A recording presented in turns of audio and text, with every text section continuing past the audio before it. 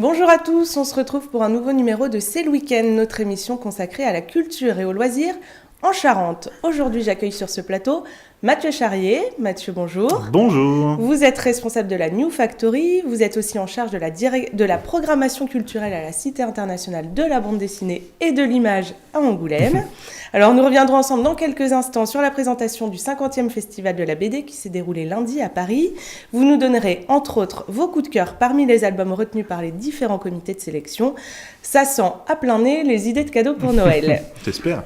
Mais tout d'abord, nous allons parler de Groland avec vous, Benoît Delépine, alias Michael Cull. Bonjour. Bonjour.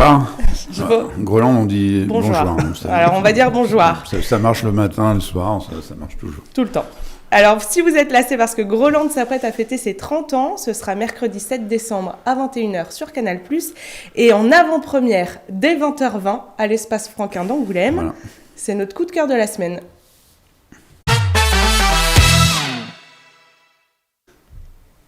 Putain, 30 ans. Ouais. Si on vous avait dit ça, Benoît, au lancement de Groland en 1992, l'auriez-vous cru ?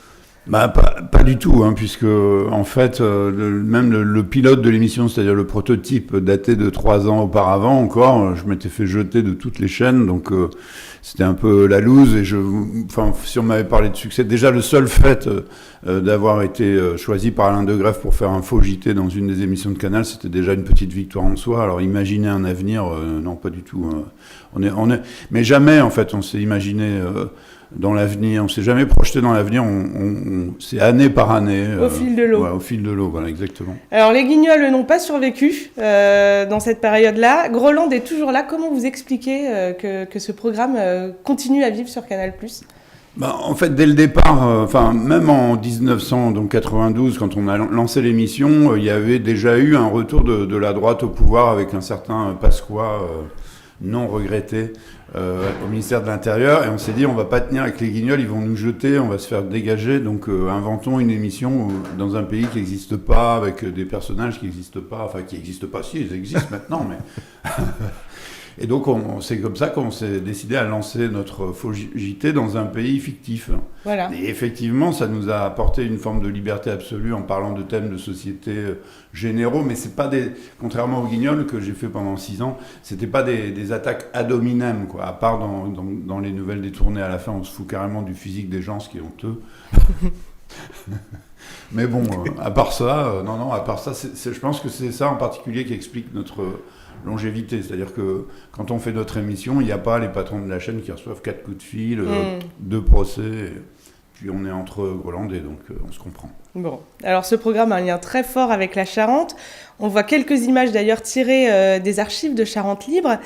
Ce lien, c'est notamment lié au fait que vous vous êtes installé à Vars il y a une vingtaine d'années, et aujourd'hui, vous n'êtes même plus le seul en Charente dans l'équipe. Ouais, ça fait 25 ans que je suis ici, et puis il y a mon compère Frédéric Felder qui s'est installé ici aussi, il y a même notre productrice qui est en train de le faire, etc. Enfin, il y a plein de gens qui ont décidé de faire de la Charente leur base d'exil. Non, leur planque. Leur oasis. Voilà, leur oasis, leur paradis, bien sûr. Depuis le Covid, vous réalisez même de nombreux tournages ici. Alors, il y a eu Plus belle l'eau de vie l'année dernière. Il y a eu PQR dans les locaux de Charente Libre. En ce moment, c'est Télétravailleurs. C'est tourné en pleine campagne à Benzac. Est-ce que vous pouvez nous en dire un mot ? Alors c'est vraiment, effectivement, comme notre pays est totalement autonome et totalement libre, on invente non seulement nos films, mais aussi nos séries, donc puisque c'est les séries qui ont le plus de succès en ce moment, et donc on en est à notre 3e série tournée localement. Et Télétravailleurs, c'est vraiment... j'avais écrit un long métrage qui s'appelait comme ça il y a 25 ans en arrivant ici, et il y avait un peu toutes mes peurs d'aller m'installer à la campagne en ayant travaillé à Paris pendant quand même une quinzaine d'années. J'étais pas sûr de faire le bon choix. Alors ça s'est révélé des peurs injustifiées, mais du coup, en retombant pendant les confinements, en retombant sur ce gros scénario de 120 pages, je me suis dit, mais attends, c'est complètement con de le jeter, parce qu'aujourd'hui, il est carrément en phase avec notre société, puisque après le Covid, il y a eu beaucoup de gens qui ont choisi ce mode de travail.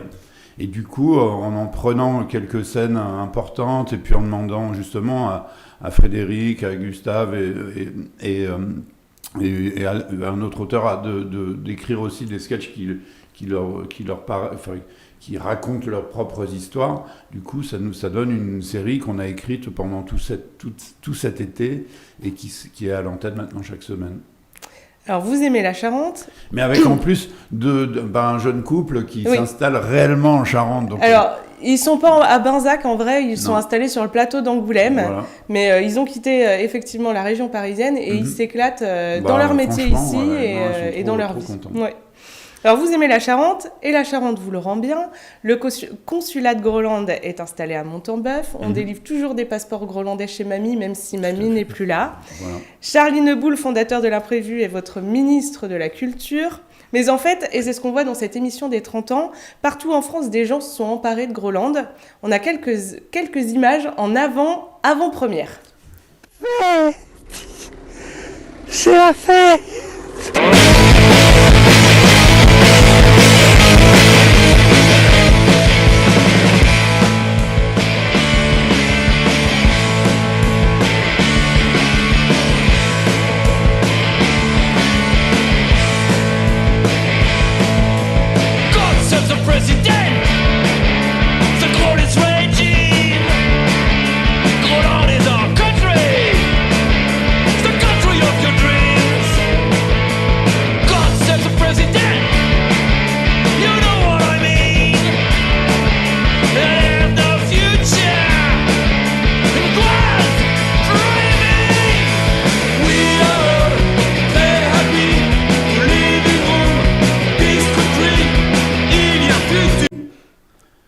Alors, il y avait pas mal d'images tournées à Angoulême, et pendant le festival de la BD notamment. Ah ouais, c'était magnifique. Des tartapultes, des exécutions publiques, c'est des bons souvenirs. Ah non, Angoulême, c'est vraiment une de nos capitales, en France en tout cas. Alors, dans ce petit bout d'émission qu'on vient de voir, effectivement, il y a toutes ces images-là, mais l'émission, c'est beaucoup plus que ça. Vous revenez sur 30 ans de programme. Ça a été tourné début novembre au siège du Parti communiste. Sans spoiler, est-ce que vous pouvez nous dire un petit peu ce qu'on va découvrir dans cette émission ? C'est le 30e comité central du Groland, quoi. Donc, effectivement, là, on a choisi un lieu culte pour l'honorer.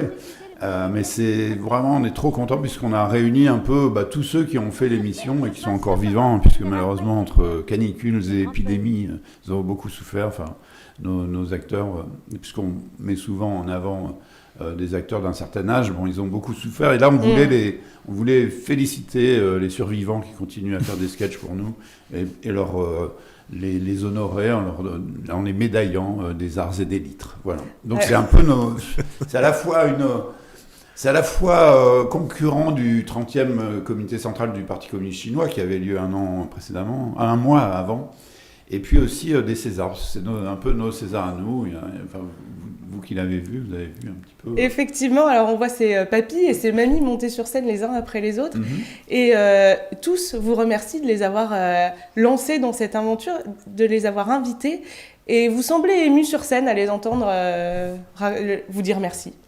Ah bah oui, franchement, c'était très sincère parce que effectivement, ces acteurs souvent tirés du quotidien, qui n'avaient pas comme profession l'actorat en soi, on leur fait faire des choses qui sont toujours parfois un peu, en tout cas limite, mais c'est-à-dire qu'on pousse le bouchon parfois un peu loin par rapport à la réalité quotidienne sociale, donc ça donne parfois des situations très très étranges. Et c'est eux qui se retrouvent en bout de chaîne en train de concrétiser nos délires, quoi. Ouais.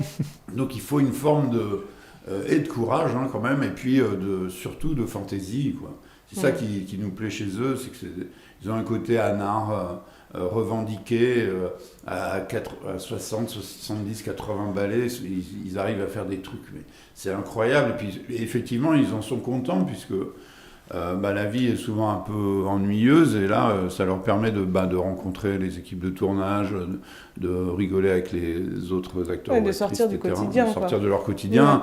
Ouais. Mais franchement, et puis même de les assumer après, parce que souvent ils nous racontent, après moi je me retrouve sur le marché. Ouais, j'étais avec mon c'est site, bien vous, avec les couilles dans le papier d'alu. Écoutez, oui. Non, mais il faut... faut assumer derrière. Franchement, c'est pour ça qu'on a une vraie admiration pour eux, et puis les voir en vrai, parce que nous, on écrit les sketchs, etc. Les équipes de réalisation les tournent, mais nous, on n'est pas là pendant les tournages, donc les voir en vrai comme ça, on était réellement émus, touchés. Émus, quoi. Alors, et effectivement, ces gens montent sur scène, mais il y a aussi plein de sketchs, des nouveaux sketchs qui sont diffusés, dont un avec une autre charentaise d'adoption, Ovidie, parfaite en inspectrice danoise chargée d'améliorer le taux d'élucidation des crimes au Groenland. Est-ce que vous pouvez nous raconter un petit peu ? J'ai toujours trouvé qu'Ovidie, que je connais depuis le premier film qu'on a tourné avec elle, il y a maintenant peut-être 6-8 ans, je ne sais plus.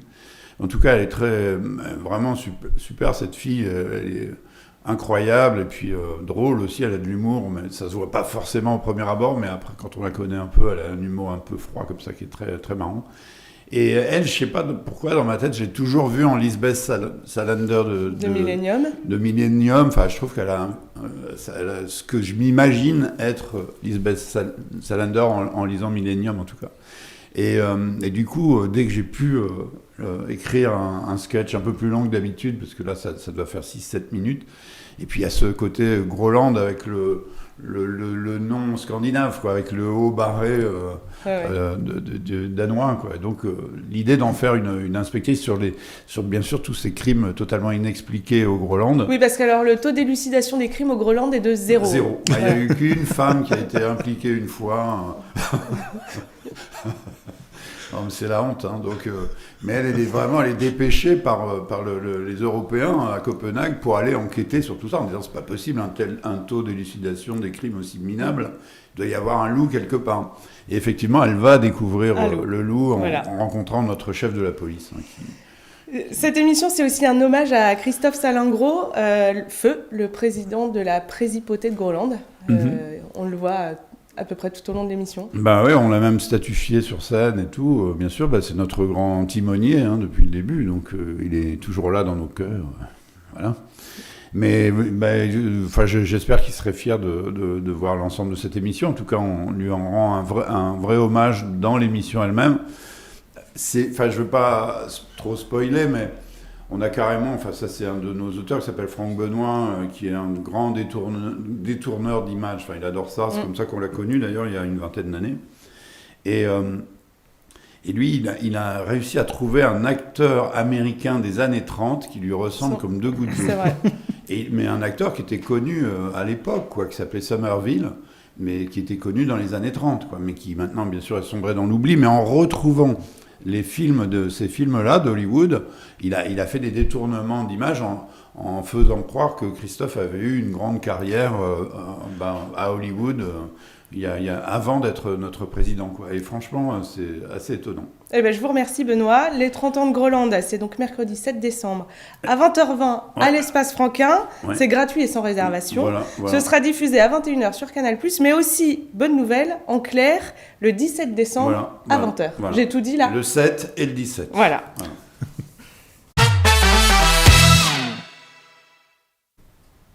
Et l'on va maintenant parler de bande dessinée. Mathieu, vous avez assisté comme moi lundi à la présentation du 50e Festival de la bande dessinée qui aura lieu à Angoulême du 26 au 29 janvier. La conférence de presse s'est tenue dans un lieu somptueux, la salle ovale de la Bibliothèque nationale de France. Les organisateurs ont dévoilé le programme, les expositions, mais ce qui est attendu ce jour-là par les maisons d'édition, c'est la sélection, c'est-à-dire les albums qui peuvent prétendre à un fauve, le César de la bande dessinée. 46 albums dans la sélection officielle, 18 dans la sélection jeunesse. Que pouvez-vous nous dire, Mathieu, de cette sélection ? Déjà, c'est une sélection comme tous les ans, où vous avez en gros la moitié des titres qui sont des titres... je dirais assez grand public, on aura peut-être l'occasion d'en reparler, mais vous pouvez offrir à Noël assez facilement, même à des gens qui lisent pas nécessairement de la bande dessinée. Et puis vous avez l'autre moitié de la sélection qui est tout aussi intéressante, mais qui elle est plus une sélection, je dirais en lien avec la recherche graphique. Je pense à un album qui marche bien, là, qui est sorti récemment, qui s'appelle La couleur des choses de Martin Panchaud, qui est un album où les personnages sont des points, mais véritablement des petits points. Oui. Et pendant tout l'album, ils vivent à travers des petits points, c'est des petits points qui se parlent. Alors je ne vous cache pas que les premières pages, vous vous dites comment je vais plonger là-dedans, et en fait vous êtes complètement immergé dans cet univers. Donc voilà, c'est aussi le rôle du festival finalement, à la fois de mettre en avant des titres qui méritent d'être en sélection parce que c'est des grandes bandes dessinées, comme les Césars récompensent des grands films, et puis à côté aussi des titres qui sont plus dans la recherche graphique et qui sont en train de créer des nouveaux courants, on va dire. Et ça, okay. il y en a beaucoup encore cette année. Bon. Alors je crois qu'il y a un peu de fierté du côté de la Cité et de la BD, puisque 3 albums ont été réalisés chez vous, à la Maison des Auteurs. Est-ce que vous pouvez nous en parler ? Oui, vous savez, la Maison des Auteurs qui est juste au-dessus, c'est effectivement un endroit où on accueille une 50aine de résidents chaque année, qu'on accompagne dans leur processus de création. Et effectivement, cette année, on a 3 albums qui ont été réalisés ici, qui sont en sélection officielle. Il y en a un qui s'appelle Naphtaline, qui est signé Sole Otero, c'est une jeune autrice argentine, qui raconte la crise du début des années 2000, mais à travers le personnage d'une jeune femme qui vient de perdre sa grand-mère, qui était une grand-mère absolument abominable, c'est-à-dire que personne dans la famille ne pouvait la supporter.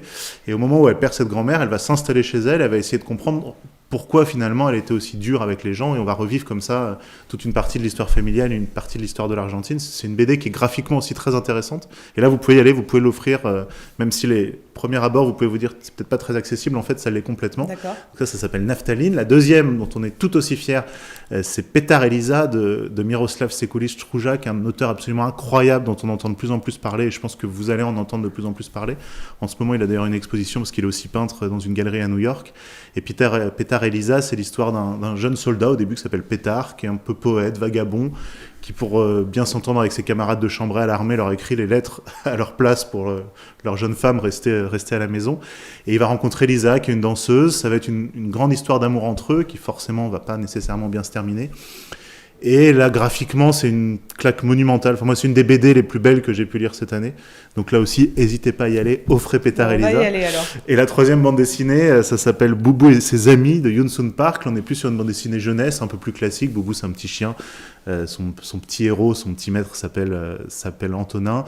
Et ils vont vivre tout un tas d'histoires ensemble. Ça aussi, c'est très sympa. Et c'est de la bande dessinée jeunesse, intelligente, intéressante. Graphiquement aussi, vous faites découvrir à vos enfants autre chose que les grands titres qui existent, qui sont très bien aussi, mais voilà, vous pouvez leur faire découvrir autre chose. Alors, Boubou et ses amis a même un double lien avec Angoulême, puisque l'éditeur de Yoon-Sun Park est local. Il s'agit de la maison d'édition Biscotto, qui a 2 autres albums dans cette sélection 2023.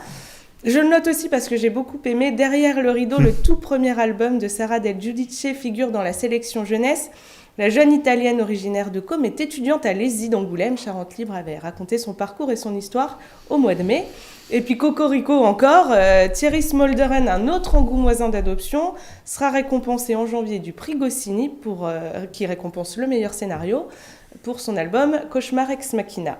Alors, outre ces BD Made in Angoulême, Mathieu, est-ce que vous avez des albums à nous conseiller dans cette sélection ? Il y en a un qui, pour moi, est incontournable, ça s'appelle La Dernière Reine de Jean-Marc Rochette, auteur notamment du Transpersonnage, que vous aviez peut-être lu il y a quelques années, qui est l'histoire de 2 personnages, Jeanne et Édouard. Lui, c'est une gueule cassée, un pur montagnard, un Golgoth, qui va se faire reconstruire le visage par Jeanne. Ils vont ensuite un peu fuir la ville. Elle, c'est une sculptrice animalière. C'est-à-dire, vous savez, elle sculpte, et c'est tiré d'une histoire vraie d'ailleurs, elle sculpte les animaux de façon absolument incroyable. Et donc, elle va resculpter son visage, ils vont tomber amoureux. Et pour fuir un peu la folie parisienne, ils vont se réfugier dans les montagnes du Vercors. La dernière reine, c'est le dernier ours qui existerait dans cette montagne. C'est somptueux, je pense, je vais m'avancer un petit peu, mais que c'est un des prétendants très sérieux au Fauve d'Or cette année. Et là aussi, pour le coup, on est dans un album très grand public, c'est publié chez Casterman, donc faut pas hésiter. Bon, c'est celui que moi j'ai commandé à Noël. Vous avez bien fait, et moi c'est celui que j'ai, pour ne rien vous cacher, acheté je crois en 4 exemplaires déjà pour l'offrir à droite à gauche. Il y a un autre album qui est formidable et qui résonne un petit peu d'ailleurs avec une partie du territoire charentais qui s'appelle Merel de Clara Ludwig, c'est son premier album. Et là, c'est l'histoire de Merel, qui est une jeune femme qui, à la fête, d'ailleurs ça pourrait résonner aussi avec Groland, à la fête du club de foot local, va faire une blague un peu grivoise à un des bonhommes qui est sur place, sauf que la femme du bonhomme entend la blague, commence à être un petit peu jalouse et va répandre comme ça tout un tas de cancans dans la campagne alentour. Et c'est vraiment comment, vous savez, ces campagnes peuvent parfois bruisser de petits bruits, de petites réputations qui se font et qui se défont, et qui font que parfois certaines personnes, en l'occurrence notre personnage qui s'appelle Merel, se retrouvent un peu ostracisées. C'est un album d'une douceur, d'une finesse pour un premier album. Très sincèrement, on se dit que Clara Ludwig elle pourrait aller très très loin. Donc ça s'appelle Merel et vous trouvez ça chez Dupuis. Ça va bien à Groland, mais ça va bien en Charente aussi. Ouais, c'est ce que je disais. Moi, j'ai ma grand-mère qui vivait dans la campagne charentaise et c'est vrai que on retrouve vraiment cette ambiance-là au milieu des fermes, cette ambiance à chaque fois avec des paysages très doux et parfois une certaine rigueur dans les rapports entre les gens. Et voilà, Merel. Est-ce que pour Noël, vous avez des coups de cœur en dehors de cette sélection à glisser au pied du sapin ? Alors j'en ai un notamment qui s'appelle Le poids des héros de David Salah qui n'est pas en sélection et je ne comprends pas pourquoi. Heureusement il a reçu il y a quelques jours le prix Landerneau, donc voilà, il mérite, qui est là aussi. C'est ces auteurs, vous savez, aujourd'hui qui sont à la fois auteurs de bande dessinée, peintres, qui sont des artistes complets et pour lesquels chaque page est finalement presque une composition à part entière. Donc le poids des héros, allez-y, c'est sur l'histoire, là aussi, c'est sur fond de guerre, sur l'histoire familiale et le poids que ça peut représenter pour un homme. Il y a un autre absent que je ne comprends pas très bien qui s'appelle Le Petit Frère de Jean-Louis Tripp, auteur notamment de Magasin Général, où il raconte comment, quand il était enfant, il a perdu son petit frère qui est mort, là c'est une histoire vraie aussi, qui est mort sous ses yeux et le long travail de deuil finalement que vous réussissez jamais vraiment à terminer tout au long de votre vie. Moi, j'ai rarement autant pleuré en lisant un album, vraiment au sens propre du terme. Et puis, vous me permettrez une petite écartade. Parmi les livres de l'année, évidemment, le livre qui accompagne l'expo Fab Caro sur la colline à la Cité de la BD. Fab Caro, là aussi, on retrouve un peu de l'humour grolandais, parce que cet humour un peu absurde, auteur notamment de Zai Zai Zai Zai, je le cite parce que je crois qu'ils sont à 400 000 exemplaires vendus, donc voilà, ça va parler à certains de nos Open bar, auditeurs. Et si l'amour s'était Open aimé. bar, et si l'amour s'était aimé, moins qu'hier, plus que demain. C'est génial. C'est fantastique. Et donc voilà, on a une grande expo en ce moment à la Cité de la BD. Il y a un livre qui accompagne cette expo, qui s'appelle Fab Caro sur la colline comme l'expo, dans lequel notamment on a réussi à récupérer plein de projets non publiés de Fab Caro qu'il a bien voulu nous donner. Donc pour les gens qui aiment Fab Caro, vous allez découvrir des petites histoires en 10, 15 pages qui n'ont jamais été publiées et s'accompagner tout un tas de photos. Enfin, voilà. Donc je me permets de le conseiller. Vous faites bien et Fab Caro, on a le droit de l'avoir dans ses coups de cœur tout le temps. Et cette expo, je le précise au passage, est visible jusqu'au 5 mars, au moins, au musée de la BD. Exactement.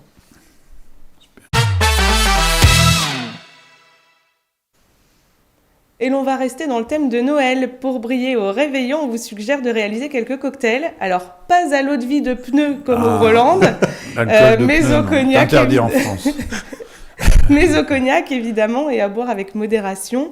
En Charente, on a des maîtres en la matière. Julie Desbois est allée rencontrer Guillaume Le Dorner, mixologue et co-gérant du bar Luciole à Cognac. Voici son reportage. La mixologie, c'est en quelque sorte c'est un moyen d'utiliser les spiritueux. C'est le fait de mélanger les ingrédients ensemble pour donner quelque chose d'autre, pour donner des cocktails. Voilà, donc nous à Luciole, ça fait 5 ans qu'on est ouvert maintenant. Et l'idée avec Luciole, c'était de mettre le cognac au centre de tout. Quand on parle de cognac, souvent on pense que c'est un cocktail d'après-dîner, du digestif. Donc savoir que le cognac, historiquement, c'est vraiment un spiritueux à cocktail. Si vous prenez un vieux livre à cocktail de la fin du 19e, dans cette période-là, il y a énormément de recettes au cognac. Et donc c'est quelque chose qui existe depuis longtemps, et à Luciole, on essaye de remettre ça au goût du jour un petit peu. Le cocktail star de décembre, ce sera le eggnog. Le eggnog, c'est un grand classique, ça vient des États-Unis, en français on appellerait ça un lait de poule si on veut. Alors ça ressemble plus à un gâteau qu'à un cocktail, hein. Vraiment, il y a du cognac, nous on va le faire à base de cognac. Il y a des blancs battus en neige, il y a du sucre, il y a du jaune d'œuf. Il y a de la crème, du lait, et tout est mis ensemble. C'est assez riche évidemment, mais c'est très onctueux, très bon, et on va le servir en petit cocktail d'arrivée pour nos invités. C'est la saison du partage, des cadeaux, donc c'est un peu notre façon de participer à cette belle période. Très bien. Alors Benoît se demandait si ça se mangeait, mais non, ça se boit. Ça se boit, mais on n'a pas besoin de manger, je pense. Voilà, c'est ça. Ça c'est parfait. Hein. Avant de vous quitter, je vous livre encore quelques idées de sortie pour les jours à venir. Alors ça, c'est pour vous, Benoît. Le quartier de Saint-Cybard donne le coup d'envoi des animations de Noël à Angoulême ce vendredi dès 18h30 avec une super fête de la soupe. Ah, très bien. Ce week-end, c'est aussi le Téléthon avec des activités et des animations un peu partout en Charente. Une course en couleur dimanche matin à l'île des Pagnacs, une dictée à Ruelle-sur-Touvre, une soirée karaoké à Segonzac. Je peux rajouter 2 rendez-vous. Oui. Mardi soir, avant-première au cinéma de la Cité du film Nos Frangins, vous savez, qui revient sur l'affaire Malik Oussekine avec la présence aussi d'auteurs de BD qui ont fait un livre sur Malik Oussekine. Et jeudi soir, toujours à la Cité de la BD, on a la chance de recevoir Félix Delep, qui est l'auteur du Château des Animaux, qui est un des jeunes dessinateurs les plus en vue du moment, et qui vient nous présenter le tome 3 du Château des Animaux. Eh bien, on va suivre ça. Benoît, Mathieu, je vous remercie tous les deux d'être venus sur notre plateau. Avec plaisir. On se retrouve la semaine prochaine pour une nouvelle émission. D'ici là, profitez bien, mais quand même, un bonsaï pour conclure. Ah ouais. Banzai. Banzai.